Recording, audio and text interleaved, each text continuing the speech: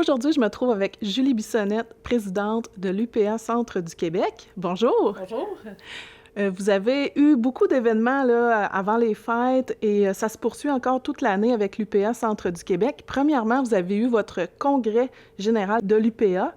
Quelles ont été vos demandes face au gouvernement ou quelles sont les mesures là, que vous voulez mettre en place dans le domaine de l'agriculture? Donc, le congrès annuel de l'UPA, c'est toujours un moment fort attendu. C'est là qu'il y a la présence du ministre de l'Agriculture. Cette année, on a eu la chance d'avoir les deux ministres, celui de l'Environnement, celui de l'Agriculture ensemble. Fait que déjà là, c'était déjà un bon point. Étant donné que les deux se parlent aussi, là, la plupart du temps, des fois, le ministère de l'Agriculture nous dit des choses, mais c'est celui de l'Environnement qui met plus de restrictions. Fait que déjà là, d'avoir les deux sur la même scène, c'était déjà un bon point. Mais les attentes étaient très, très élevées. Là. Ça fait plusieurs années qu'on en parle, là, que ce soit au niveau de la paperasse, la gestion des cours d'eau, au niveau de la protection du territoire agricole, au niveau de l'investissement en agriculture surtout. Là. C'est ça, les attentes étaient très hautes. On avait hâte d'entendre qu'est-ce qu'il allait se dire. Fait que, puis là, en plus, avec une période d'élection qui s'en vient dans la prochaine année, nos attentes sont encore supérieures. Fait que, on a eu des bonnes annonces. C'est sûr que c'est toujours... tu sais, par exemple, il y a eu l'annonce de l'épandage à partir du 1er octobre. Avant, on ne pouvait pas étendre automatiquement après le 1er octobre notre fumier, étant donné qu'il fallait avoir un document d'un agronome signé. Fait que ça rajoutait toujours une paperasse. Puis là, avec les changements climatiques, tout changeait. C'était vraiment provincial, cette demande-là. Fait que ça a été aboli. Ce genre de demande-là, ce genre de réponse-là est vraiment concrète. Fait que ça, on sait que c'est fait, puis on est content. Mais il y a plusieurs autres choses que c'est vraiment des phrases. Là. Fait que dans la vraie vie, on va voir comment que ça va se traduire concrètement.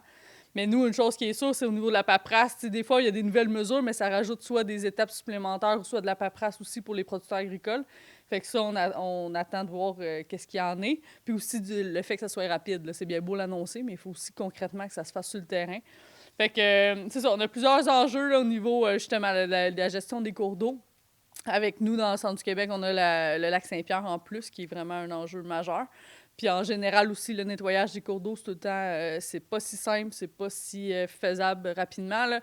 Fait que ce genre de demande-là, il y a eu des allègements, mais encore là, c'est ça, on a tout le temps quelques phrases. Fait qu'un allègement, c'est en sorte une bonne nouvelle, mais vraiment dans la vraie vie, comment ça va se transcrire, c'est une autre chose. Fait qu'on est en attente par rapport à ça.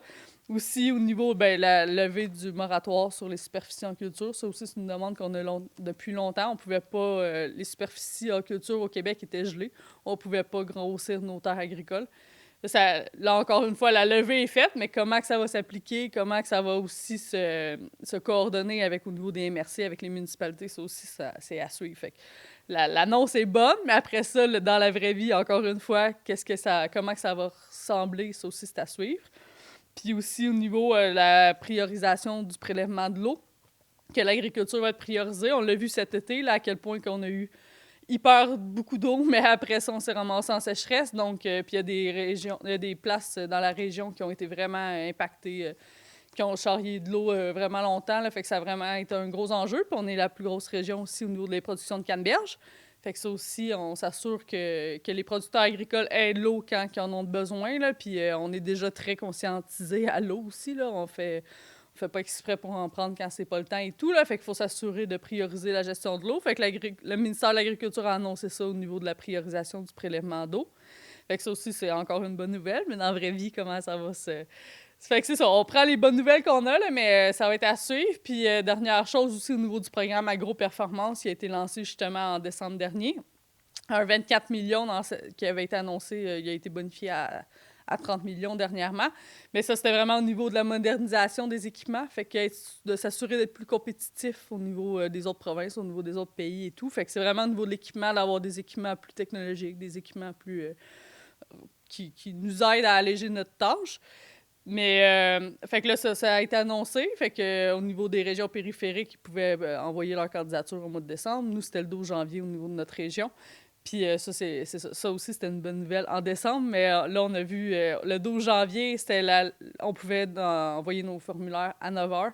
9h06, on a reçu un courriel comme quoi que les fonds étaient tous distribués. Là, il n'y avait plus de fonds pour le programme. Fait que ça, c'est très dommageable. C'est très décevant pour les producteurs agricoles. Là. La plupart ont rempli les formulaires. Il fallait avoir des soumissions des équipements pour acheter les équipements et tout. Fait que sais, quelqu'un qui est à la ferme puis qui vient pour le faire le matin, mais il y a déjà plus d'argent. Puis, tu sais, ça devient toujours un programme, tu sais, on y pense, on y réfléchit, mais qu'on ait cette machinerie-là, comment qu'on va faire. Puis, fait que, tu sais, c'est une grosse, grosse déception pour le monde agricole d'avoir de pas avoir assez de fonds pour ce programme-là. Puis ça envoie aussi, tu sais, de l'autre manière, positivement, ça montre aussi que les producteurs agricoles y croient. Là, tu sais, on entend souvent que le contexte économique est vraiment pas simple, puis c'est vrai. Mais encore là, les producteurs sont prêts à innover, sont prêts à s'améliorer, à être encore plus compétitifs. Fait que c'est quand même une bonne nouvelle que les producteurs soient là puis qu'ils veulent avoir de l'argent. Mais justement, il faut que le gouvernement nous supporte là-dedans puis nous accompagne. Puis c'est ça, c'est vraiment au niveau du gouvernement aussi là, d'augmenter les budgets. Ça, c'est une demande qu'on a toujours depuis longtemps, là, mais la plupart des autres pays, c'est 2 que le budget de l'agriculture que ça représente dans leur budget total. Nous, c'est moins de 1 Québec et Canada. Donc, vraiment de s'assurer là, que le budget soit au rendez-vous pour l'agriculture. Puis on dit souvent, c'est pas des dépenses, là, c'est d'investir. C'est un choix de société aussi de prioriser notre agriculture québécoise, canadienne. Là. Fait que ça, c'est une grosse demande qu'on va encore avoir pour les prochaines élections. Puis au niveau fédéral, au niveau provincial, il faut absolument que les budgets augmentent. Fait qu'Agro-Performance, c'est un bel exemple de... Le programme est bon, mais les fonds sont pas au rendez-vous. Puis c'est ça, ça crée une déception, ça crée de la colère au niveau des producteurs agricoles. Là. Fait qu'il faut vraiment s'assurer que... Puis d'un autre côté aussi, la plupart du temps, quand il y a des subventions, bien, les équipements, le prix des équipements monte aussi. Fait que là, en plus de ceux qui l'ont eu pendant 6 minutes, eux sont corrects, mais les autres, en plus de ne pas l'avoir, mais ils vont sûrement payer l'équipement peut-être plus cher. Là. Ça va être à suivre, là, mais d'habitude, c'est ça que ça fait. Fait que c'est plusieurs déceptions au niveau du monde agricole. Ces nouvelles-là, mais comme c'est ça, il y a du bon, il y a du moins bon, mais ce programme-là, c'est vraiment pas... Ça passe de travers. Et le marché canadien, comment ça se comporte là, ces temps-ci avec la relation avec les États-Unis, avec l'Europe? Comment vous voyez le futur en agriculture? Oui, c'est sûr que ça va vite, là, comme tout le reste, là, au niveau du canola, au niveau du porc, au niveau du bovin, là, il y a plusieurs... Toutes les productions ont leur spécificité aussi, là, mais c'est sûr que c'est très volatile, là, aussi au niveau de la gestion de l'offre, au niveau canadien, avec la renégociation de la CEUM.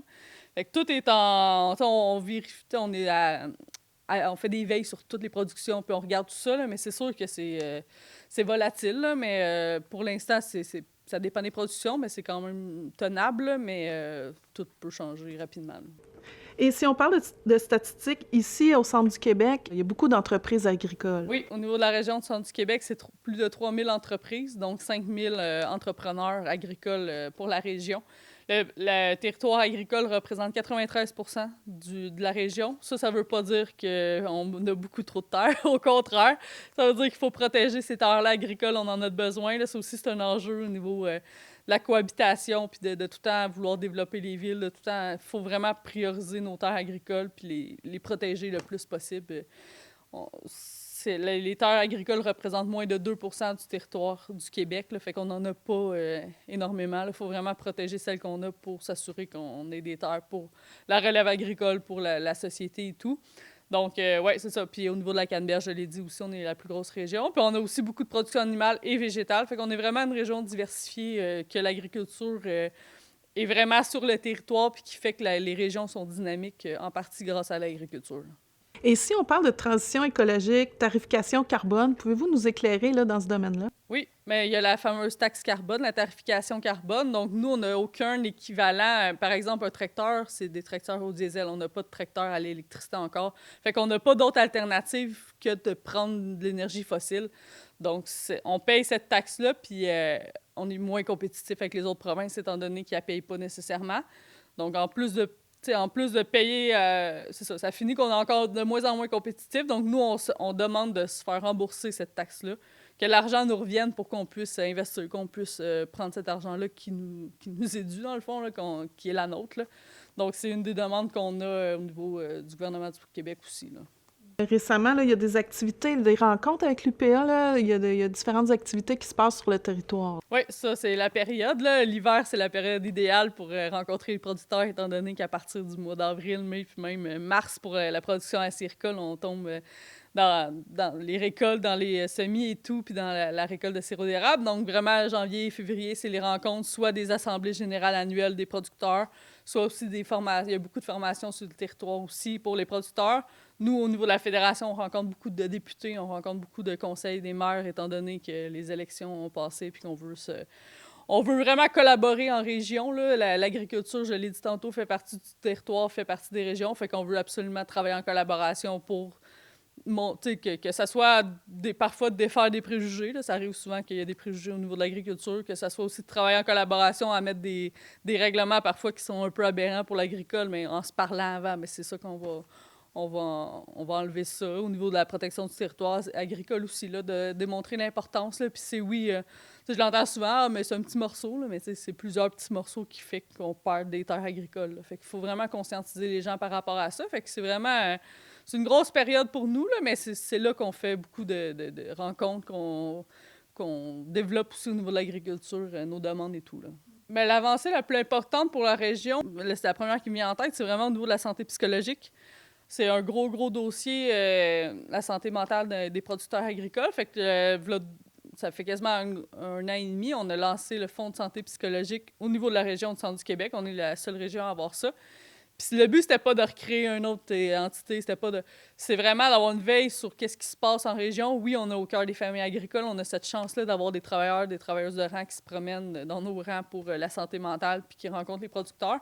Mais c'était vraiment plus pour faire une veille de qu'est-ce qui se passe sur le territoire. Puis aussi, on a la chance d'avoir la HALT, une coopérative de remplacement. Il y a juste 2 régions au Québec qui ont ça. Fait que c'est vraiment des personnes qui font des remplacements sur les fermes, qui sont vraiment formées, là, qui sont des brouillards, qui sont prêts à... Fait qu'eux, ils se promènent de ferme en ferme. Fait que si un producteur doit aller à l'hôpital ou il va pas bien ou doit prendre des vacances parce que, tu sais, c'est plus au niveau de la prévention aussi, là, bien, on a un fonds dans le fonds de santé psychologique qui est réservé à ça. Fait qu'il y a une référence qui se fait, puis là, le producteur peut partir l'esprit tranquille puis se faire remplacer parce que des fois, mettons, c'est ça. Tu vas aller à l'hôpital, il faut que tu traites tes vaches le soir, il faut que tu t'occupes des animaux le soir, puis c'est un stress de plus. Puis des fois, ça fait que tu fais, bon, mais je vais pas si mal que ça finalement, puis je vais m'arranger moi-même, là. Fait qu'on veut vraiment enlever ce poids-là, que la première étape d'avoir quelqu'un qui remplace. Puis avec les coûts aussi, là, c'est pas donné. Fait qu'il faut aussi que les coûts compensent. Fait que c'est le genre de choses... puis on a justement un gala aussi, la soirée Gardien du terroir. Donc, c'est vraiment de faire la promotion de l'agriculture, la valorisation de l'agriculture, la profession, puis aussi de ramasser des fonds pour ce fonds de santé psychologique-là pour venir en aide à nos producteurs agricoles.